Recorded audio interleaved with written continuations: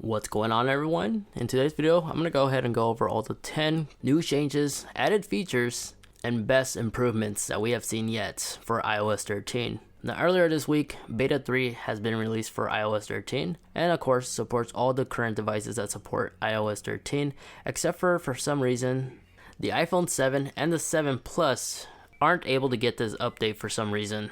No word by Apple why this happened, but in the future, hopefully, these improvements and changes will come hopefully for Beta 3 later on or the next Beta 4. So as of today, I've been fooling around, messing around with Beta 3 for a couple of days now, and I gotta say, it's more reliable than the previous betas. I noticed less applications crash. I'm not experiencing any random shutdowns or resets like I did in the past. So if you want to try this public beta, Beta 3 has definitely worked out the bugs. Now, this first feature was unannounced, but it's really cool that they innovate something like this. If you go down in your control center, 3D press or long press on the volume control, if you have a pair of Powerbeats, you'll see like a new noise cancellation icon right here. Here's a screenshot that I found online.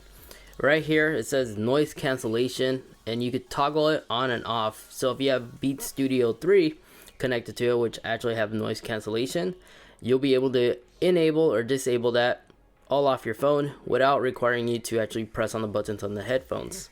That's really cool, and this was one of those features that Apple just randomly just integrated. And so expect this support coming out to more feature headphones that have noise cancellation. The shortcut apps also got a new feature. Whenever you create a new shortcut, if you go down here, you add action on apps, you now have your library of applications right here that support it. In the past, you had to scroll and search for the application. Now we have all this right here, and that's really cool. My second favorite feature and innovation that they added is if you go to your contacts list, your emergency contacts will have a red cross, like star, the emergency star. I forgot the name. Comment down below if you know. But they'll have this next to their name. So for example, if we remove this one, remove him off our contacts, it's gone. So all your contacts that are part of your emergency contacts will have a star. Now, another awesome feature that they added that was really unannounced and unexpected, if you have a device that has the latest A12 Bionic chipset, which means if you have an iPhone XS, XS Max, even a XR, you have this new feature that's only available on those devices. With iOS 13, will actually utilize the ARKit to fix the iPhone most annoying FaceTime flaw. If you ever use FaceTime and chat with the other person, you notice that the eye contact isn't always there. It sometimes looks like you're looking way up there above the camera, not even looking directly on the screen. And when you're FaceTiming, this doesn't really feel like a natural conversation because you're not making eye contact.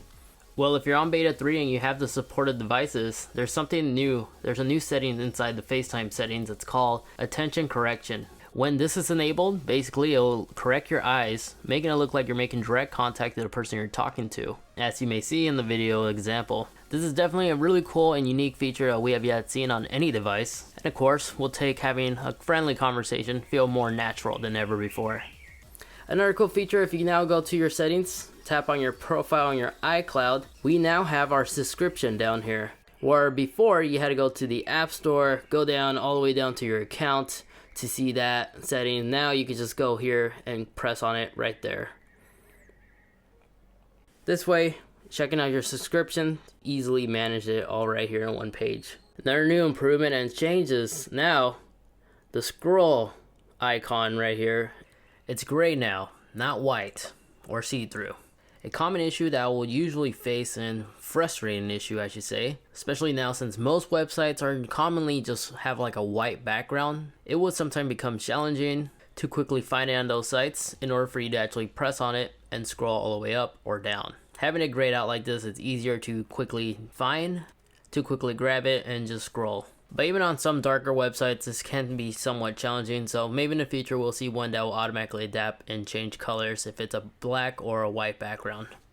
Another cool change is now on Find My app, down here we now have a Me tab. Here you have more control on who you want to share or how you're going to share your location by My Device, Share My Location, Allow Friend Requests, and control if you wanted to share your last known location with those people, if your phone loses reception or was last turned on. So we have more control of our privacy. And now this next one was finally something that was bugging me during the betas. They finally fixed the overlap issue we would usually have whenever you're watching a YouTube video, for example. And on certain applications, when you hit the volume rocker, you'll have two of them popping up. Not only the YouTube one, but also the one by iOS. Just one thing I have noticed, although they improved it, they fixed this issue, but if you're watching a video and you need to quickly mute it, like on a YouTube video, you cannot tap it and drop it down quickly like we previously were, because this volume HUD does not support it. So if somebody from Apple is watching this again, I think the original volume HUD is better than the one that YouTube provides us, because we don't have that feature. Another new feature change that got moved over is in CarPlay, where in the previous beta, whenever you're listening to your music, there was these 4 icons down here. With beta 3, they moved these. Now you see we only have 3. They're also much larger, easier to press than ever before. And the 3 dots right here in the center, that's where you could add your plus to add to your library or playlist, like and save. It all got moved in here. And lastly, on iPad OS for beta 3, if you have split view enabled and there are 2 of the same applications opened, if you take a look at this little icon up here, if we tap on this one, it gets brighter, and this one's slightly dimmed down. And if we go back to this one's brighter, and this one's dimmed down, because that's the one we're currently using and typing in. And then you can switch vice versa. So that's a cool, nifty little improvement that they did. Anyway, folks, that basically does it for this video. Just wanted to share the 10 top changes, new features that they innovated for beta 3 of iOS 13.